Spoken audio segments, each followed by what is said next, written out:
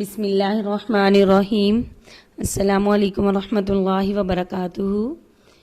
طالبات first year مہد، آج ہم قرآن پاک کے بارے میں مزید پڑھیں گے۔ اس سے پہلے والے سبق میں ہم نے وحی کی اقسام پڑھی تھی۔ آج ہم نے پڑھنا ہے کہ کیا صرف قرآن پاک کے جو معنی ہیں وہ وحی ہیں یا قرآن پاک کے الفاظ وحی ہیں؟ کیا قرآن کے صرف معنی وحی ہیں؟ وحی کی دو قسمیں، ایک وحی متلو یعنی قرآن کریم اور دوسری وحی غیر متلو۔ اس دوسری قسم میں تو عموماً یہ ہوا ہے کہ صرف مضامین اللہ کی طرف سے ہوتے تھے اور انہیں تعبیر کرنے کے الفاظ کا انتخاب حضرت جبرائیل یا آپ صلی اللہ علیہ وسلم فرماتے تھے۔ لیکن قرآن کریم کا معاملہ یہ نہیں، وہ لفظاً اور معنی پورا کا پورا اللہ تعالیٰ کا کلام ہے۔ جس طرح اس کے مضامین اللہ کی جانب سے ہیں، اسی طرح ان کے الفاظ بھی من و عن اللہ کی طرف سے نازل ہوئے ہیں، اور ان کے انتخاب یا ترکیب و انشاء میں نہ حضرت جبرائیل کا کوئی دخل ہے اور نہ ہی آپ صلی اللہ علیہ وسلم کا۔ یعنی قرآن پاک کی جو وحی ہے، وہی مطلوع، اس کے الفاظ، معنی، ہر چیز اللہ کی طرف سے، وہ اللہ کا پورا کلام اللہ کا ہے۔ اور جو وحی غیر مطلوع ہے وہ اللہ کی طرف سے ہے، لیکن الفاظ حضرت جبرائیل یا آپ صلی اللہ علیہ وسلم فرماتے تھے۔ لیکن قرآن پاک کے بارے میں جتنے بھی قرآن پاک کے الفاظ ہیں وہ سب کے سب اللہ کی طرف سے نازل ہوئے ہیں۔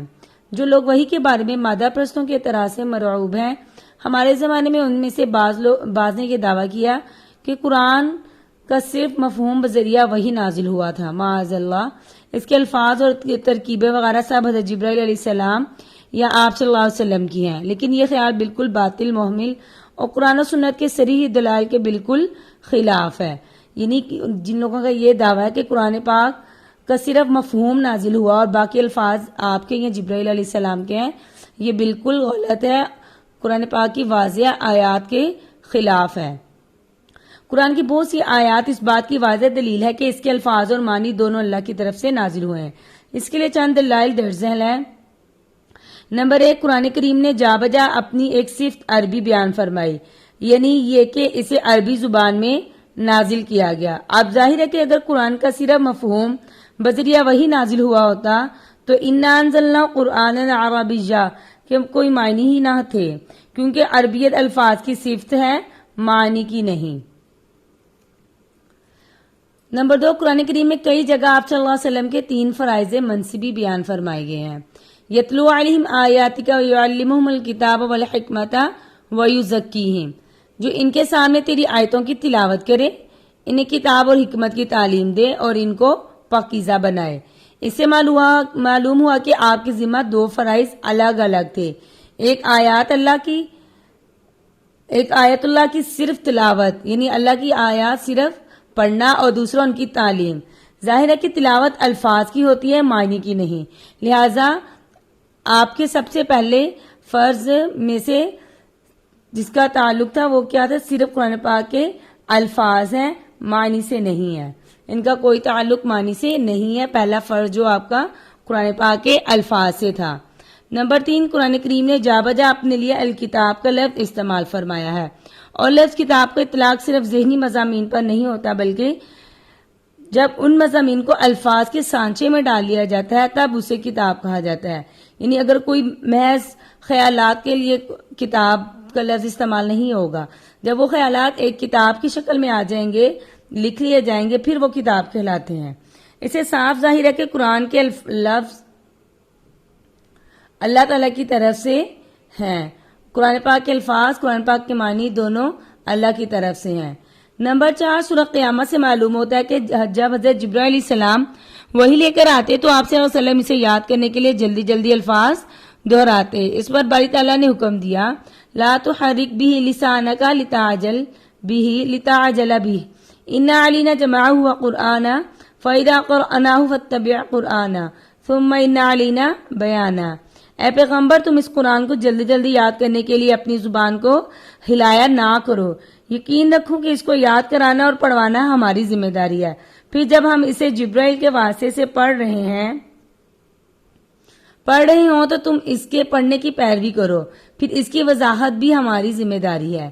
یہ آیت صراحتاً دلالت کر رہی ہے کہ حضرت جبرائیل علیہ السلام جو الفاظ لے کر آتے وہ اللہ تعالیٰ کا کلام ہوتا ہے، اس لیے اس کے الفاظ یاد کرانا، اس کی تلاوت کا طریقہ سکھانا اور اس کے معنی کی تشریح تینوں کا ذمہ اللہ تعالیٰ نے خود لیا۔ ان واضح دلائل کی روشنی میں یہ گمان بالکل باطل ہے کہ الفاظ قرآن وحی کے الفاظ قرآن وحی کے ذریعے نازل نہیں کیے گئے۔ اس مسئلہ پر بحث کرتے ہوئے شیخ محمد عبدالعظیم زرقانی نے بڑی اچھی بات لکھی۔ وہ فرماتے ہیں کہ اس مقام پر بحث کا لب لباب یہ ہے کہ قرآن کریم کے تو الفاظ اور معنی دونوں باتفاق بذریعہ وحی نازل ہوئے ہیں، اور احادیث قدسیہ کے بارے میں بھی مشہور قول یہی ہے کہ ان کے الفاظ بھی اللہ کی طرف سے ہیں۔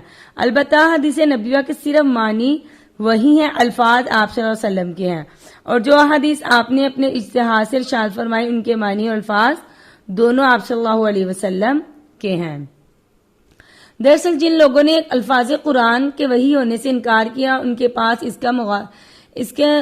پاس اس مغالطے کا منشا یہی ہے کہ وحی کے ذریعے الفاظ کا نزول ان کی سمجھ میں نہ آ سکا، لیکن وحی کی حقیقت، اس کی عقلی ضرورت، اس کے عقلی شبہات کے جواب میں جو باتیں لکھی گئی ان کو پیش نظر رکھا جائے تو شبہ خود بخود دور ہو جاتا ہے۔ اگر وحی واقعتاً ایک ضرورت ہے اور باری تعالیٰ اس پر قادر ہے تو آخر کون سی معقول وجہ ہے کہ وہ معنی تو نبی کے قلب پر اتار سکے اور الفاظ تو آنے پر معاذ اللہ قادر نہ ہو؟ یعنی اللہ تعالیٰ آپ صلی اللہ علیہ وسلم کے دل میں قرآن پاک کے معنی تو اتار دے اور الفاظ نہ اتار سکے۔ اس لیے دراصل یہ بات عقل میں آنے والی نہیں ہے۔ اللہ تعالیٰ ہر چیز پر قادر ہے، وہ الفاظ بھی اتار سکتا ہے، معنی بھی اتار سکتا ہے، وہ ہر چیز کر سکتا ہے۔ اس لیے قرآن پاک کے الفاظ، قرآن پاک کے معنی سب اللہ کی طرف سے ہیں۔ یہاں یہ بھی واضح رہنا چاہیے کہ علامہ بدر الدین زرکشی اور علامہ سیوطی نے بھی بعض لوگوں کا یہ قول نقل کیا ہے کہ ان کے نزدیک صرف مضامین اللہ کی طرف سے ہیں، الفاظ جبرائیل کے یا حضور کے، لیکن آپ نے دیکھا کہ قرآن و سنت اور اجماع امت کے مضبوط دلائل کی روشنی میں یہ اقوال بالکل غلط ہے۔ یعنی جو بالکل غلط ہے جو لوگ یہ کہتے ہیں کہ صرف مضامین اللہ کی طرف سے ہیں، الفاظ آپ کے یا حضرت جبرائیل کے ہیں، یہ بالکل غلط ہے۔ قرآن پاک کی آیات سے واضح طور پر یہ ثابت ہو گیا کہ قرآن پاک کے الفاظ، قرآن پاک کے معنی اللہ کی طرف سے ہیں۔ مذکورہ بزرگوں نے بھی ان کے قوال کے قائلین کا کوئی حوالہ نہیں دیا، بلکہ قال بعضهم، یعنی بعض لوگوں نے کہہ کر ان کے اقوال نقل کر دیا، اور علامہ سیوطی نے اس کی صراحتاً تردید بھی کی ہے، ان کا رد کیا ہے۔ اس لیے ان کے اقوال کو اس مذہب باطل کی بنیاد نہیں بنایا جا سکتا، یعنی ان کے باطل اقوال کو مذہب کی بنیاد نہیں بنایا جا سکتا۔ قرآن پاک کے الفاظ اور معنی سب اللہ تعالیٰ کی طرف سے وہی ہے۔ باب نمبر 2 شروع کرنا ہے ہم نے تاریخ نزول قرآن۔ تاریخ نزول قرآن میں ہم پڑھیں گے قرآن کریم دراصل کلام الہی ہے، اس لیے ازل سے محفوظ لوح محفوظ میں موجود ہے۔ قرآن کریم کا ارشاد ہے بل ہوا قرآن مجید فی لوح محفوظ، بلکہ یہ بڑی عظمت والا قرآن ہے جو لوح محفوظ میں درج ہے۔ پھر قرآن مجید کا نزول 2 مرتبہ ہوا۔ ایک مرتبہ یہ پورا کا پورا آسمان دنیا کے بیت عزت میں نازل کر دیا گیا، اس کے بعد آپ صلی اللہ علیہ وسلم پر تھوڑا تھوڑا کر کے حسب ضرورت نازل کیا جاتا رہا، یہاں تک کہ 23 سال تک اس کی تکمیل ہوئی۔ قرآن کریم میں 2 لفظ استعمال ہوئے ہیں، ایک انزال اور دوسرا تنزیل۔ انزال کے معنی ہے کسی چیز کو ایک ہی دفعہ میں مکمل نازل کر دینا، اور تنزیل کے معنی ہے تھوڑا تھوڑا کر کے نازل کرنا۔ چنانچہ قرآن کریم نے اپنے لیے پہلا لفظ جہاں کہیں استعمال کیا ہے، اس سے مراد عموماً وہ نزول ہے جو لوح محفوظ سے آسمان دنیا کی طرف ہوا۔ انا انزلناہ فی لیلۃ مبارکہ، ہم نے اسے ایک مبارک رات میں اتارا ہے۔ اور تنزیل سے مراد وہ نزول ہے جو آپ صلی اللہ علیہ وسلم پر بتدریج یعنی تھوڑا تھوڑا کر کے حضرت جبرائیل علیہ السلام کے ذریعے آپ پر نازل ہوا۔ اس کے متعلق اللہ تعالیٰ کا ارشاد ہے وَقُرْآنًا فَرَقْنَاهُ لِتَقْرَأَهُ عَلَى النَّاسِ عَلَى مُكْثٍ وَنَزَّلْنَاهُ تَنزِيلًا، اور ہم نے قرآن کے جدا جدا حصے بنائے تاکہ تم اسے ٹھہر ٹھہر کر لوگوں کے سامنے پڑھو، اور ہم نے اسے تھوڑا تھوڑا کر کے اتارا ہے۔ نزول قرآن کی یہ 2 صورتیں خود قرآن کریم کے انداز بیان سے واضح ہیں۔ اس کے علاوہ نسائی، حاکم، بہقی، ابن ابی شیبہ طبرانی اور ابن مردودیہ حضرت عبداللہ بن عباس سے متعدد روایات نقل کی ہیں جن کا خلاصہ یہی ہے قرآن کا پہلا نزول آسمان دنیا پر ہوا اور دوسرا آپ صلی اللہ علیہ وسلم پر.